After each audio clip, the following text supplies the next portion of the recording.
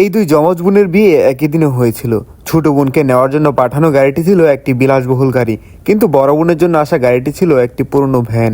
এই সুযোগ কাজে লাগিয়ে ছোট বোন বড় বোনকে নিয়ে ঠাট্টা করে এবং বলে সে কেবল একজন গরিব মানুষকেই বিয়ে করার যোগ্য।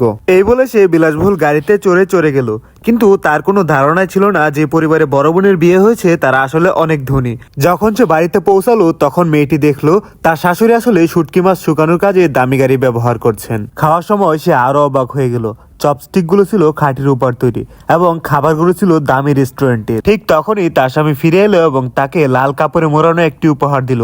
মেয়েটির মনে হচ্ছিল এটি সাধারণ কোনো উপহার, কিন্তু এটি ছিল সোনায় ভরপুর। তার স্বামী আরো একটি বক্স দিল যাতে হীরাবর্তী গহনা ছিল।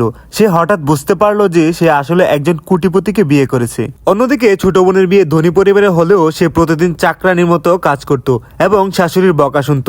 একদিন বড় বোন সাধারণ পোশাকে একটি পার্টিতে গেলে ছোট বোন তার উপর মদ ঢেলে দিল এবং বলল এই জায়গা গরিবদের জন্য নয়। ছোট বোন তাকে তল্লাশি করলো এবং একটি হীরার হার খুঁজে পেল। সে অভিযোগ করলো যে বড় বোন এটি চুরি করেছে এবং পুলিশ ডাকার কথা বলল। পরবর্তী পার্টের লিঙ্ক আপলোড হওয়ার সাথে সাথে আমি এই ভিডিওর কমেন্ট বক্সে দিয়ে দিব। তোমরা কমেন্টে অবশ্যই পার্ট 2 লিখে যাবে এবং চ্যানেলটিকে সাবস্ক্রাইব করে দিও।